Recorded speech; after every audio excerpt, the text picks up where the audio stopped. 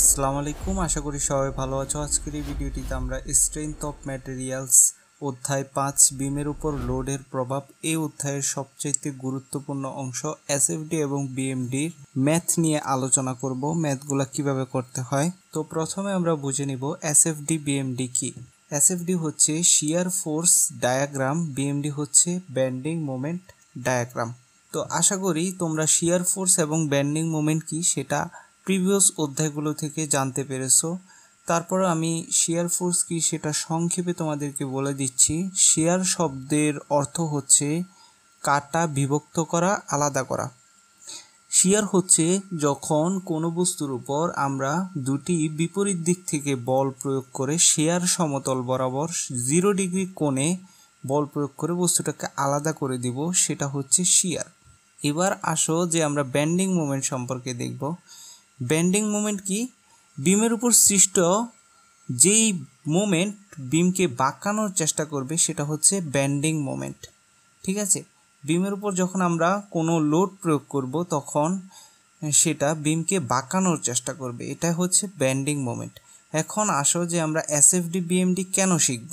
তো আমরা কিছুক্ষণ আগের আলোচনা থেকে জানতে পারলাম যে শিয়ার ফোর্স বিমকে কাটার বা ভাঙার চেষ্টা করবে, অপরদিকে বেন্ডিং মোমেন্ট বিমকে বাঁকানোর চেষ্টা করবে।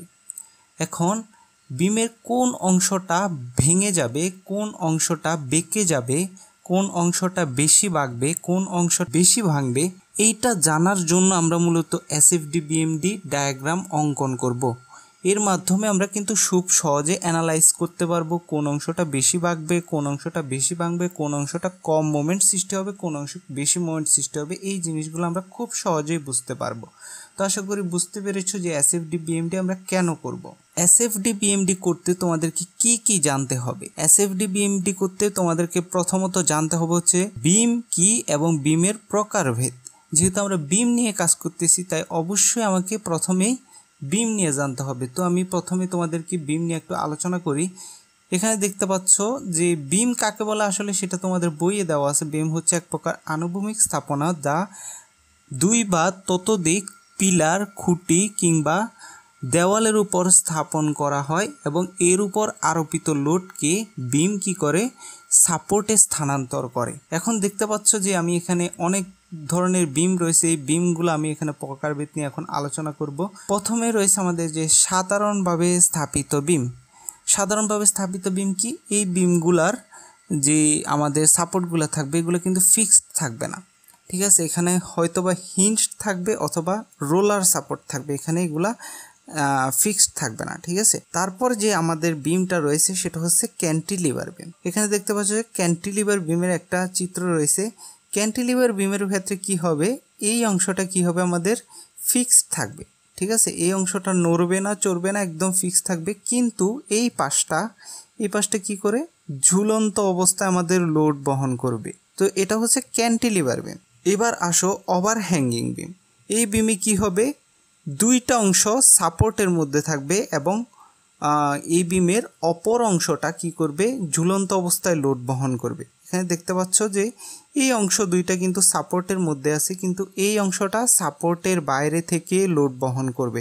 এটা হচ্ছে ওভার হ্যাঙ্গিং বিম। ওভার হ্যাঙ্গিং বিমে একটা অংশ কি হবে, আমাদের সাপোর্টের বাইরে থাকবে, অনেকটা ক্যান্টিলিভার বিমের মতো। তারপর এখন দেখতে পাচ্ছ এটা হচ্ছে আমাদের ফিক্সড বিম। এই বিমের কি হবে, আমাদের দুইটা প্রান্তই কিন্তু ফিক্সড থাকবে। ঠিক আছে, ফিক্সড বলতে আমরা কি বুঝাচ্ছি, আমরা বাসাবাড়িতে যে সকল বিমগুলা থাকে ওই বিমগুলা দেখবা যে কলাম তোলার সময় কলামের যে রড থাকে রডের সাথে কিন্তু বেঁধে একসাথেই কি করা হয়, আমাদের বিমগুলা কিন্তু বাঁধা হয়। এর ফলে কি হয়ে যায়, বিমগুলো একদম ফিক্সড হয়ে যায়। ওখানে সামনে পিছনে উপরে নিচে অথবা ঘোরানো কোনোটাই করা যায় না। এটা হচ্ছে ফিক্সড বিম, অর্থাৎ কোনো দিকে আমরা বিমটাকে নাড়াচাড়া করতে পারবো না, এটা হচ্ছে ফিক্সড। আর আমাদের হিঞ্জগুলো কি হয়, হিঞ্জ করলে আমরা বিমটাকে ঘোরাতে পারি। রোলার দিলে কি হয়, বিমটা সামনে পিছনে যাওয়া আসা করতে পারে। তো এখানে যে বিমটা রয়েছে এটা হচ্ছে আমাদের ফিক্সড বিম। এই বিম কি কোনোভাবে নড়াচড়া করতে পারবে না, কোনো লোড দিলে কোনোভাবে নড়াচড়া করতে পারবে না। তারপর আমাদের এখানে সর্বশেষে আমাদের রয়েছে ধারাবাহিক বিম। এই ধারাবাহিক বিমের ক্ষেত্রে কি হবে, 3 বা 3-এর অধিক সাপোর্টের মধ্যে থেকে বিম লোড বহন করবে। এটা হচ্ছে আমাদের ধারাবাহিক বিম। আশা করি বুঝতে পেরেছো যে বিম কয় প্রকার এবং বিম কি, সেটা আশা করি তোমরা বুঝতে পেরেছো। এখন আমরা নেক্সট টপিকে চলে যাব, সেটা হচ্ছে লোড কি এবং লোডের প্রকারভেদ। লোড কি? লোড আমরা যে বিমের উপর বল প্রয়োগ করব, বলটাই হচ্ছে লোড। এখন আমরা লোডের প্রকারভেদ দেখব, লোড কত প্রকার ও কি কি সেগুলো দেখব। এখানে দেখতে পাচ্ছ যে আমাদের টাইপস অফ লোডের মধ্যে প্রথম যে লোডটা রয়েছে সেটা হচ্ছে পয়েন্ট লোড। পয়েন্ট লোড কি? এটা একদমই একটা সিঙ্গেল পয়েন্টের মতো কাজ করবে। এখানে দেখতে পাচ্ছ একটা মানুষটা অনেকটা পয়েন্ট লোডের মতো কাজ করছে, এটা হচ্ছে পয়েন্ট লোড। এরপরে যে নেক্সট লোডটা রয়েছে সেটা হচ্ছে ত্রিভুজ লোড। এই ত্রিভুজ লোডটা কি হবে? প্রথমে কম থাকবে, কম থেকে ধীরে ধীরে ধীরে ধীরে বাড়বে, একসময় সর্বোচ্চ হবে, অর্থাৎ ছোট থেকে ধীরে ধীরে বড় হবে, এটা হচ্ছে ত্রিভুজ লোড। তারপরে আরেকটা লোড হচ্ছে চতুর্ভুজ লোড। এই চতুর্ভুজ লোডটা কি হবে? আমাদের সব দিকে সমান থাকবে, ঠিক আছে, এটা হচ্ছে চতুর্ভুজ লোড। আশা করি তোমরা বুঝতে পেরেছো যে লোড কত প্রকার ও কি কি। তারপর আমাদের নেক্সট টপিক রয়েছে ভরকেন্দ্র নির্ণয়। ইঞ্জিনিয়ারিং মেকানিক্সে আমরা এই অধ্যায়টা করেছিলাম। এখানে কি করতাম আমরা, যে আমাদের কোনো একটা বিশেষ শেপ দেওয়া থাকতো, ওই শেপের কি করতাম আমরা, ভরকেন্দ্রটা নির্ণয় করতাম, ঠিক আছে।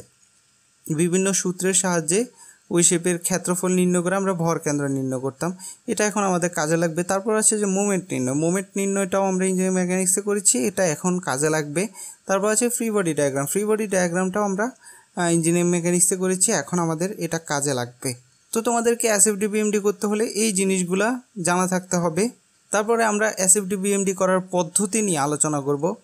এসএফডি বিএমডি করার প্রথম যে ধাপ সেটা হচ্ছে সকল রিঅ্যাকশন ফোর্সগুলোর মান আমাদেরকে বের করে নিতে হবে। অর্থাৎ এসএফডি বিএমডিতে আমাদের কোশ্চেনে যে চিত্রটা দেওয়া থাকবে, প্রথমে আমাদেরকে সেটার এফবিডি অর্থাৎ ফ্রি বডি ডায়াগ্রাম অঙ্কন করতে হবে। তারপরে এই ফ্রি বডি ডায়াগ্রামের রিঅ্যাকশন ফোর্সগুলো আমাদেরকে বের করে নিতে হবে।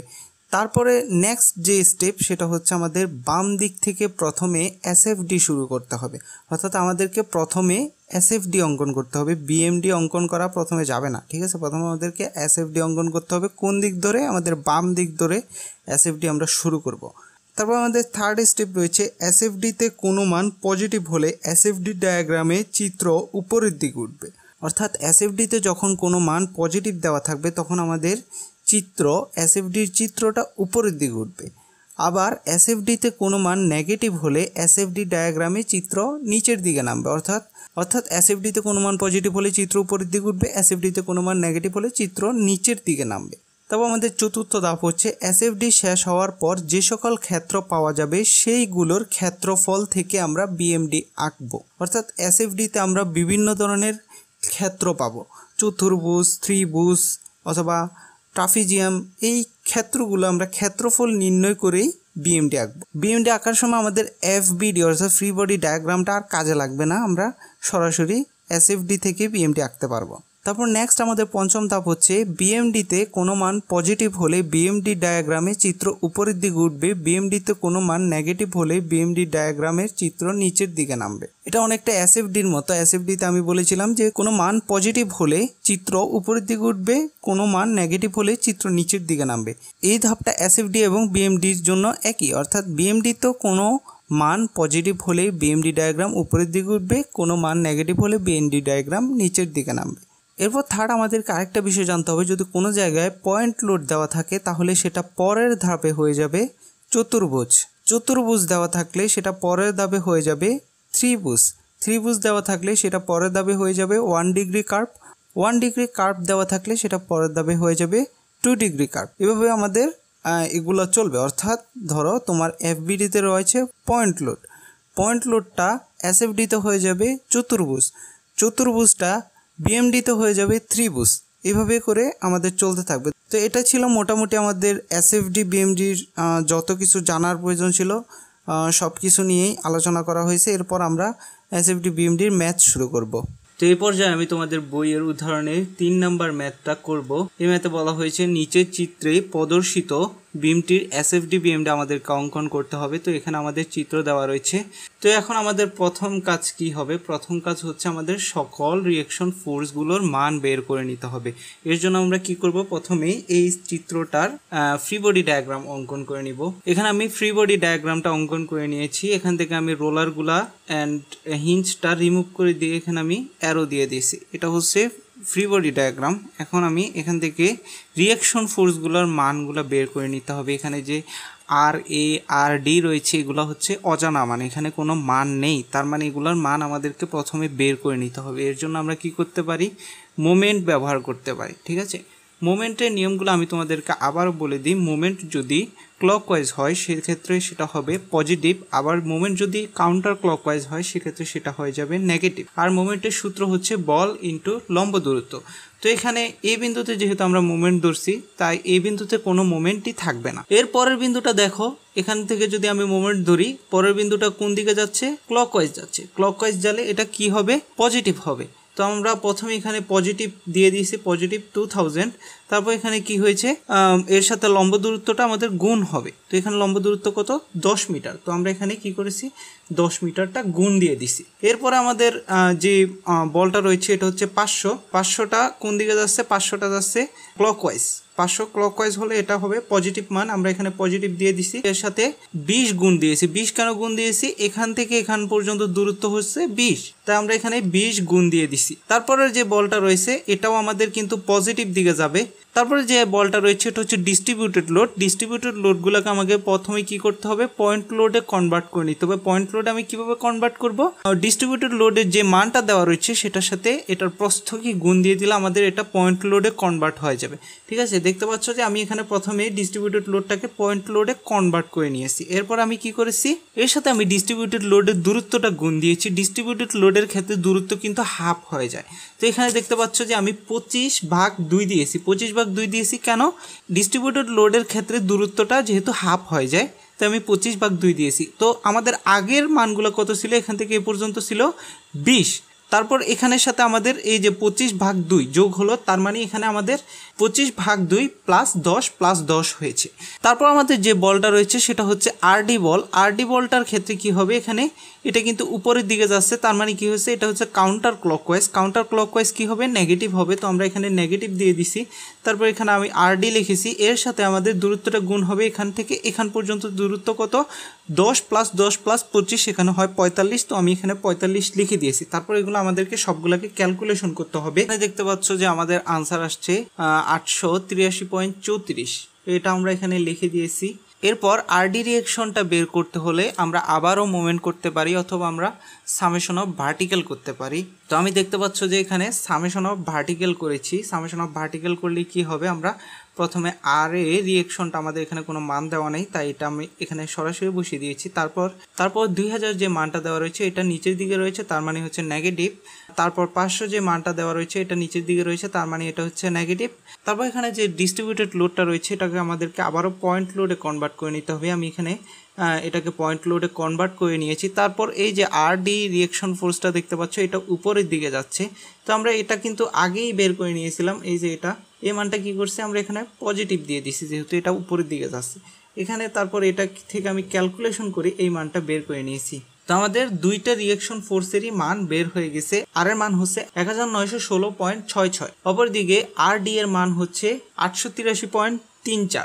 এখন আমাদের রিঅ্যাকশন ফোর্সগুলো বের হয়ে গেছে। এরপর আমাদের কাজ কি হবে? বাম দিক থেকে প্রথমে এসএফডি শুরু করতে হবে।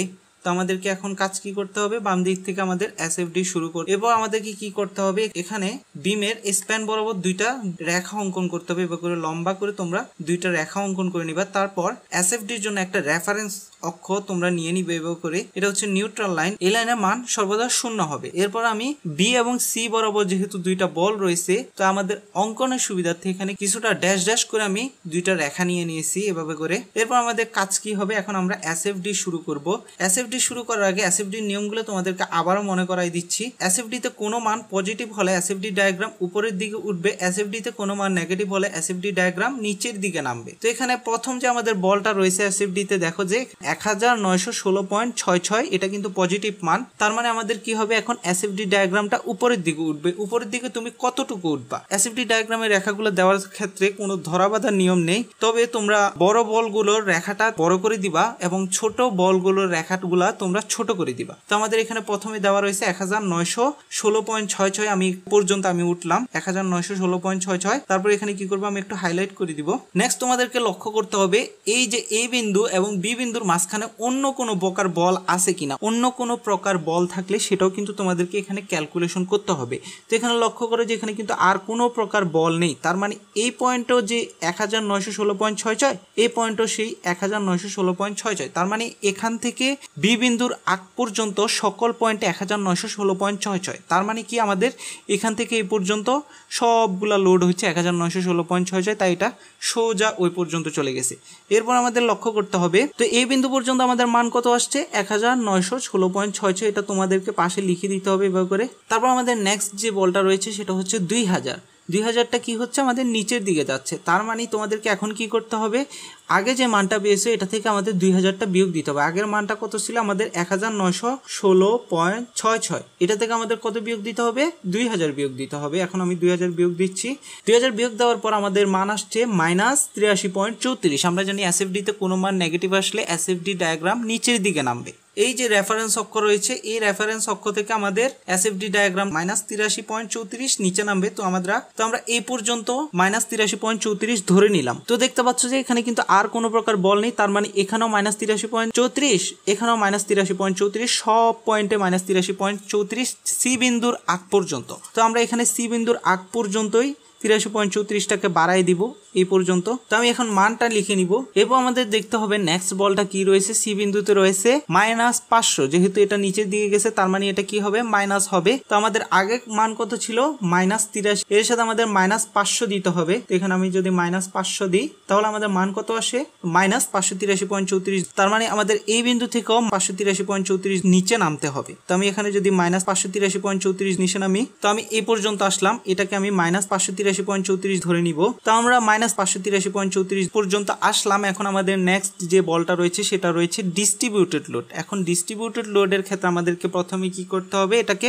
পয়েন্ট লোডে কনভার্ট করে নিতে হবে। 12x25 দিয়ে আমরা প্রথমে এটাকে পয়েন্ট লোডে কনভার্ট করে নিব। তো দেখতে পাচ্ছ যে আমাদের পয়েন্ট লোডের মান চলে আসছে 300। তার মানে এখান থেকে আমাদের 300 বিয়োগ দিতে হবে। 583.34 থেকে আমাদেরকে বিয়োগ দিতে হবে 300। তো আমাদের এখানে মান আসছে 883.34। তার মানে আমাদেরকে এই রেখা থেকে আরো 883.34 নিচে নামতে হবে। তো আমি এটাকে 883.34 এর বিন্দু ধরে নিব। এখন আমরা কি করব, এই দুইটাকে জয়েন করে দিব। এখন দেখতে পাচ্ছ আমাদের এসএফডি -883.34 রয়েছে। এর সাথে আমাদের নেক্সট বল এখন কত রয়েছে, 883.34। সেটা কোন দিকে যাচ্ছে, উপরের দিকে যাচ্ছে, মানে এই বলটা হবে পজিটিভ। তো আমি যদি -883.34 এর সাথে যদি আমি +883.34 যোগ করি তাহলে কত আসে, 0 আসে। তার মানে আমাদের এখন কি হবে, এসএফডিটা 0 পয়েন্টের সাথে গিয়ে একদম ডিরেক্ট মিলে যাবে। তো আমাদের দেখতে পাচ্ছ যে এখন আমাদের এসএফডিটা কিন্তু একদম 0 পয়েন্টে গিয়ে মিলে গেছে। তো তোমাদেরকে মনে রাখতে হবে এসএফডি সব সময় 0 পয়েন্ট থেকে শুরু হবে, 0 পয়েন্টে শেষ হবে। তুমি যদি দেখো এসএফডি শেষের দিকে গিয়ে 0 পয়েন্ট থেকেও বেশি হয়ে যাচ্ছে অথবা কম হয়ে যাচ্ছে, তাহলে বুঝবা যে তোমার এসএফডি ভুল হয়েছে। এসএফডি সর্বদা তোমার 0 পয়েন্টে গিয়ে মিলবে। এখন আমরা কি করব, আমাদের যে এসএফডি ডায়াগ্রামটা পেয়েছি, যে ক্ষেত্রগুলো উপরের দিকে গেছে সেগুলোকে পজিটিভ হিসাবে চিহ্নিত করব, যে ক্ষেত্রগুলো নিচের দিকে গেছে সেগুলোকে নেগেটিভ হিসাবে চিহ্নিত করব। এখানে দেখতে পাচ্ছ যে এই ক্ষেত্রটা উপরের দিকে গেছে তাই এটাকে আমি পজিটিভ হিসাবে চিহ্নিত করেছি, এই ক্ষেত্রটা নিচের দিকে গেছে তাই এটাকে নেগেটিভ হিসাবে চিহ্নিত করছি। তারপর এটাও কিন্তু নিচের দিকে গেছে তাই এটাকেও কিন্তু নেগেটিভ হিসাবে চিহ্নিত করছি। এরপর তুমি এসএফডিতে চাইলে এভাবে করে একটু দাগ কেটে দিতে পারো। তো দেখতে পাচ্ছ যে আমি এসএফডি ডায়াগ্রামে যে ক্ষেত্রগুলো পেয়েছিলাম এগুলাতে আমি পজিটিভ নেগেটিভ চিহ্নিত করে দিয়েছি, প্লাস এগুলাকে আমি একটু দাগ কেটে দিয়েছি যাতে এগুলো বুঝতে সুবিধা হয়। চতুর্থ ধাপ হচ্ছে এসএফডি শেষ হওয়ার পর যে সকল ক্ষেত্র পাওয়া যাবে সেগুলোর ক্ষেত্রফল থেকে বিএমডি আঁকবো। অর্থাৎ আমাদের এসএফডি কিন্তু শেষ হয়ে গেছে। এরপর আমরা এখানে দেখতে পাচ্ছ যে চতুর্ভুজ এবং ট্রাপিজিয়াম পেয়েছি, এগুলার ক্ষেত্রফল থেকে আমাদের বিএমডি আঁকতে হবে। এখন আমাদের এই চিত্রটা কোনো কাজে লাগবে না, ঠিক আছে।